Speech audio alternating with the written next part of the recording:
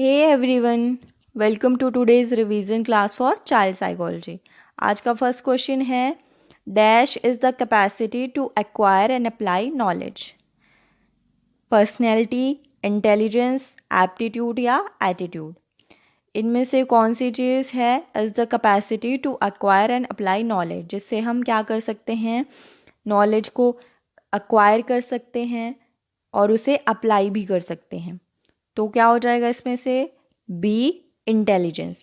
ठीक है, अपनी बुद्धि से आप क्या कर सकते हो, आपकी इंटेलिजेंस के में क्या है, कैपेसिटी है जिससे आप नॉलेज को एक्वायर कर सकते हो और उसे अप्लाई कर सकते हो। नेक्स्ट है who is regarded as first teacher of a child. जो बच्चा है उसका पहला टीचर किसे बोला जाता है, हेडमास्टर, मदर, फादर या फिर क्लास टीचर। तो जब बात आती है कि बच्चे का फर्स्ट टीचर कौन होता है, बच्चे की माँ बच्चे की फर्स्ट टीचर होती है। B is the right answer. Next है the raw material of thinking is. Thinking जो हमारी सोच है उसका रॉ मटेरियल क्या है, सिंबल्स, सिमेटिक्स, मैन या चाइल्ड। तो सोचने के लिए जिस चीज़ की ज़रूरत होती है हमें सबसे पहले, वो क्या है, सिंबल्स। ठीक है, सिंबल क्या है, रॉ मटेरियल ऑफ थिंकिंग है। नेक्स्ट है what is the unit of heredity. जो हेरिडिटी है उसकी यूनिट किसे बोला जाता है, क्रोमोसोम, जीन, स्पर्म या जिगोटे। सो जो यूनिट ऑफ हेरिडिटी है वो क्या है, आपके जीन्स। ठीक है, so B is the right answer. अगला क्वेश्चन है which of the following is an example of fine motor skill.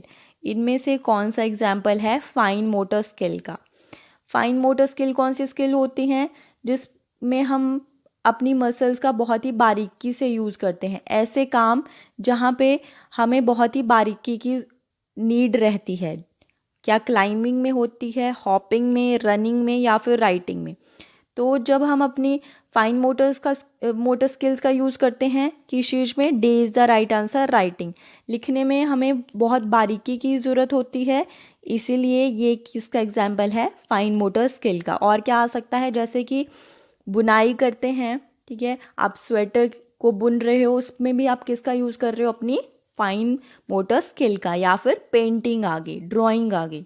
Okay, next है A group of students are found to be harassing another student.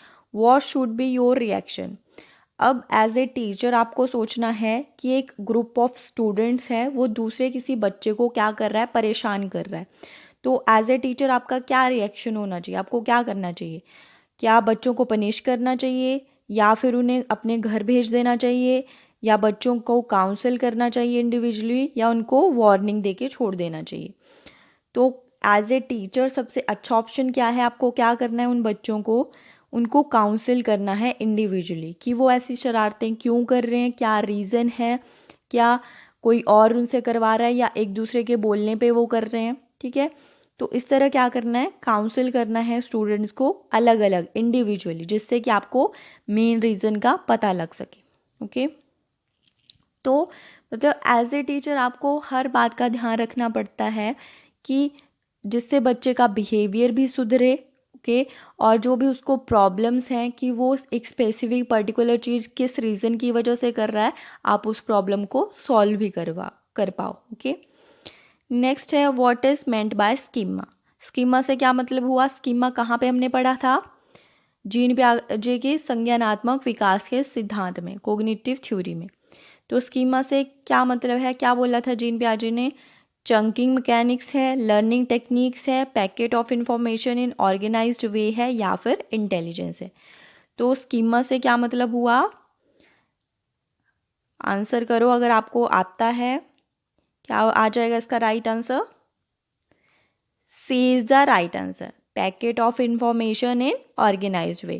क्या बोला था Jean पियाजे ने कि schema क्या है, एक तरह से बंडल ऑफ नॉलेज है या पैकेट्स ऑफ इंफॉर्मेशन है जो हमारे दिमाग में एक ऑर्गेनाइज्ड वे में रखे हुए हैं, और उसका यूज़ हम कब करते हैं, जब हमें उससे रिलेटिव स्पेसिफिक प्रॉब्लम फेस करते हैं। ओके, तो क्या आ गया schema, packets of information in organised way.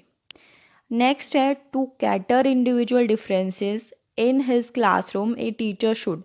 Again आपको क्या करना है, एक टीचर की तरह सोचना है कि एक टीचर है उसको अपने क्लासरूम में इंडिविजुअल डिफरेंसेस को किस तरह रिजॉल्व करना है। Have uniform way of teaching, कि टीचर का क्या होना चाहिए, एक जैसा ही पढ़ाने का तरीका होना चाहिए। जैसा एक बच्चे को पढ़ा रहा है, एक बच्चे को समझ आ रहा है, तो मतलब बाकी सारी क्लास को भी वैसे ही पढ़ाएंगे, वैसे उनको समझ आएगा। या फिर have uniform ways of assessment, कि जब बच्चे को असेस करेंगे तो उसका भी यूनिफॉर्म वे होना चाहिए, एक ही तरीका होना चाहिए। जैसे टेस्ट दे दिया, उसमें जिसके ज़्यादा मार्क्स आए उसके वो ज़्यादा इंटेलिजेंट है, उसको ज़्यादा समझ आ रहा है, इस तरह आप बच्चों को असेस कर रहे हो।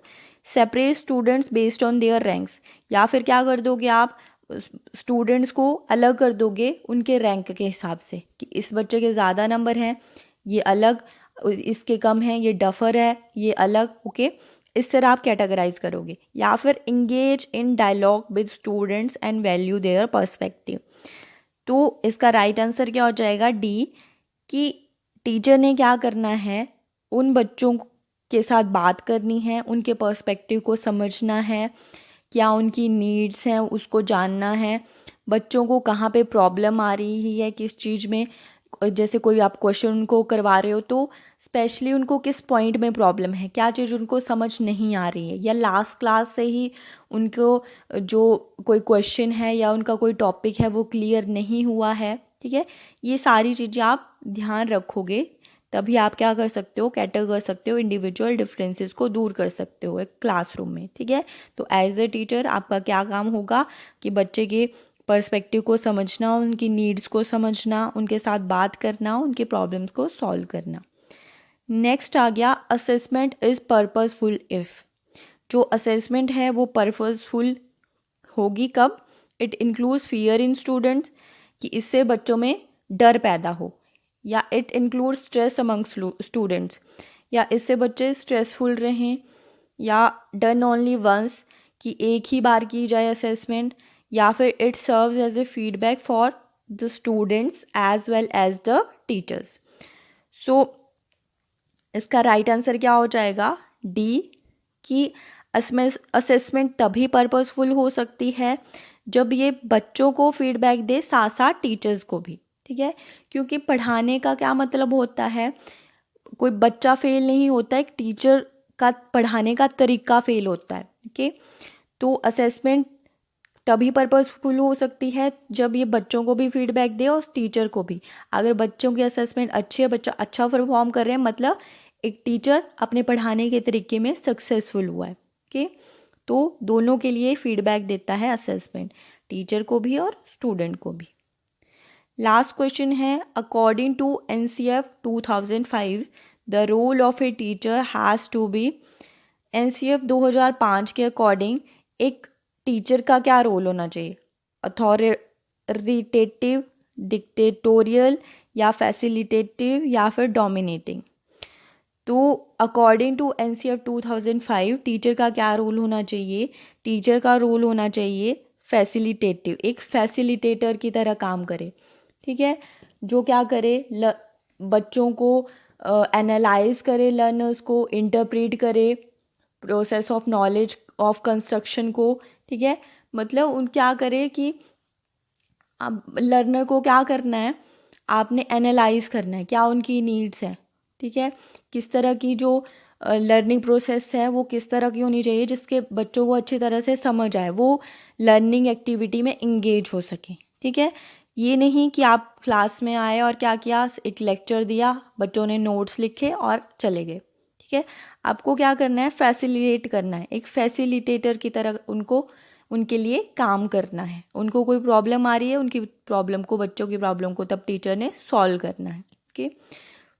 NCF 2005 की बात करें तो इसका क्या पर्सपेक्टिव था कि जो नॉलेज है, मतलब जो स्कूल में बच्चा सीखता है उस नॉलेज को कनेक्ट करना है आउटसाइड द स्कूल। जो डेली लाइफ में उसको प्रॉब्लम्स आती हैं, डेली लाइफ में जिस नॉलेज, जिस इन्फॉर्मेशन की बच्चों को ज़रूरत होती है, उन दोनों को कनेक्ट करना है, ठीक है। कि बच्चा जो स्कूल में सीख रहा है उसका यूज़ आउटर लाइफ में भी कर सके, अपनी डेली लाइफ में भी उसका यूज़ कर सके, ठीक है। और क्या करना है, इंश्योर करना है कि जो लर्निंग है वो शिफ्ट हो सके फ्रॉम रोड मेथड्स। ठीक है, नॉर्मली रोड मेथड्स का यूज़ किया जाता है नॉर्मल क्लासरूम में कि अगेन कि टीचर आता है, नोट्स पढ़ाता है, बुक कंप्लीट करवाएगा, सिलेबस ख़त्म करवाएगा, ठीक है, उसका काम ख़त्म। तो इससे क्या होता है, इससे रोड लर्निंग इंक्रीज़ होती है। बच्चे रट्टे मारने लगते हैं कि मुझे एग्ज़ाम में अच्छे मार्क्स लेने हैं, ठीक है, उसके लिए चाहे मैं रट्टा मारूंगा या चीज़ों को समझूंगा, इससे फ़र्क नहीं पड़ेगा, मुझे क्या करना है, एग्ज़ाम में अच्छे मार्क्स लाने हैं। बट NCF 2005 का क्या पर्सपेक्टिव था कि जो लर्निंग है उसको रोट मेथड से शिफ्ट करना है। ठीक है, कि उससे जो नॉलेज है वो रियल लाइफ में भी हम उसका यूज़ कर सकें। ठीक है, तो और जो एग्ज़ामिनेशन है उनको फ्लेक्सिबल बनाना है। ठीक है, कि एग्ज़ाम में जो मार्क्स बच्चा लेके आया, रैंक लेके आया, उसके बेस्ड पे ही हम बच्चे की नॉलेज को असेस नहीं कर सकते हैं। ठीक है, तो एग्ज़ामिनेशन कैसे होने चाहिए, फ्लेक्सिबल होने चाहिए। सो आज के लिए लास्ट क्वेश्चन था। That's all for today. Thank you.